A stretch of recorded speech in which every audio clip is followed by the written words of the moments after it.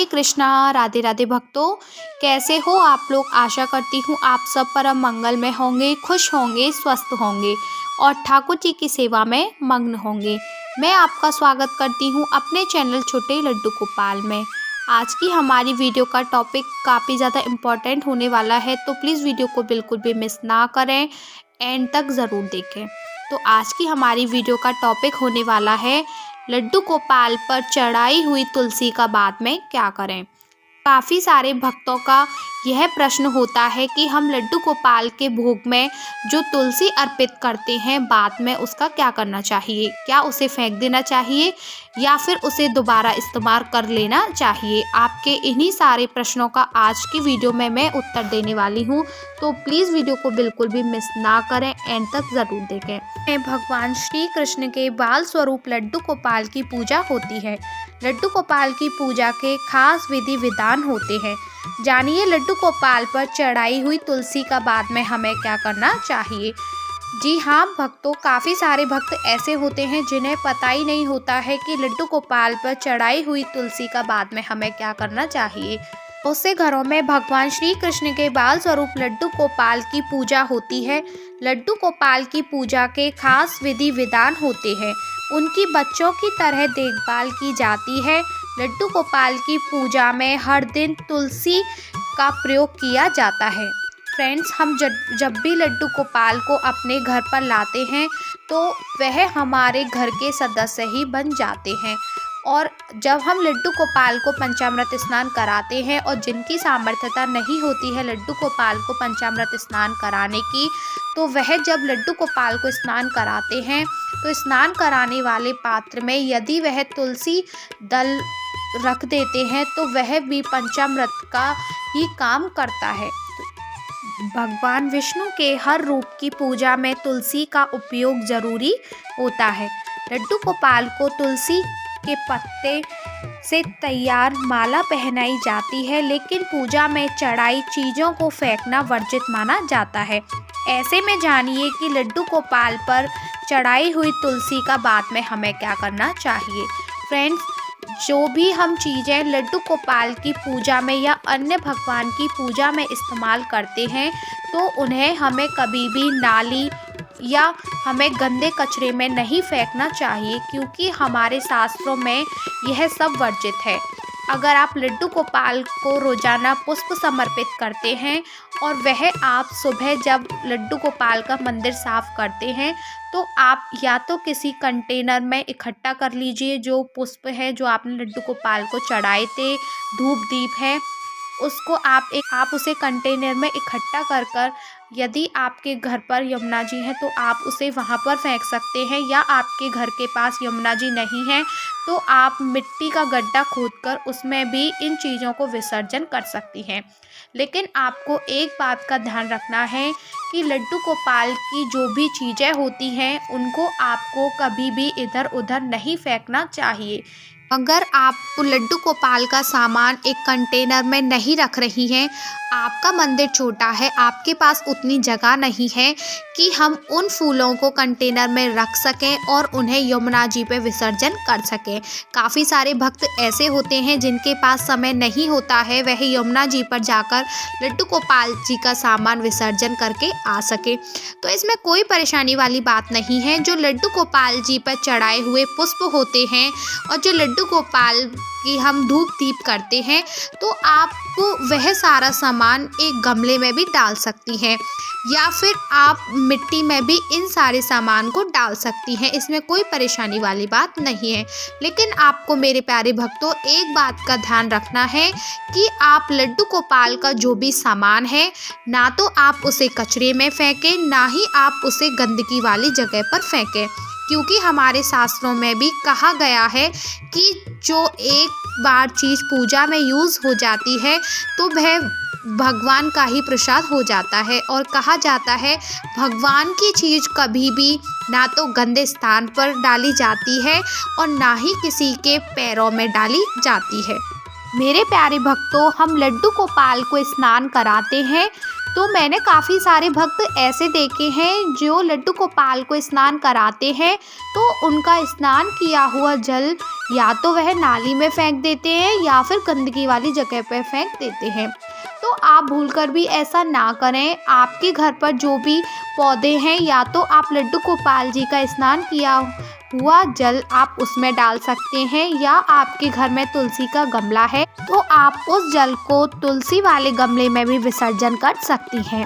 मेरे प्यारे भक्तों, अब यहीं पर बात कर लेते हैं कि हमारे घर में तुलसी का पौधा नहीं है और हमारे घर में अन्य पेड़ पौधे भी नहीं हैं, तो अब हम लड्डू गोपाल जी के स्नान वाले जल का क्या करें।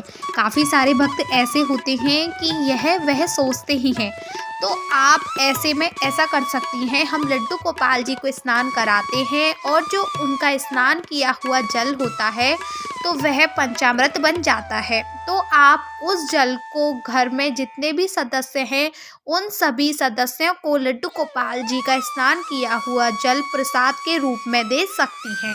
मेरे प्यारे भक्तों, जो आज की हमारी वीडियो का टॉपिक था वह था कि लड्डू गोपाल पे चढ़ाई हुई तुलसी का बाद में हमें क्या करना चाहिए, तो आइए वो भी जान लेते हैं।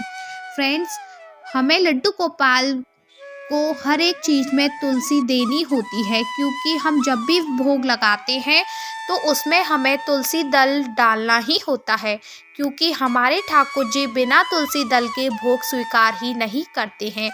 चाहे आप उन्हें 56 भोग लगा दीजिए या आप उन्हें मेवा मिश्री दे दीजिए, लेकिन उसमें तुलसी दल नहीं होगा तो ठाकुर जी भोग स्वीकार ही नहीं करेंगे। फ्रेंड्स, जो लड्डू गोपाल जी की सेवा पूजा करते हैं तो उन्हें यह बात तो पता है कि लड्डू गोपाल जी बिना तुलसी दल के पानी भी स्वीकार नहीं करते हैं, ना ही दूध स्वीकार करते हैं।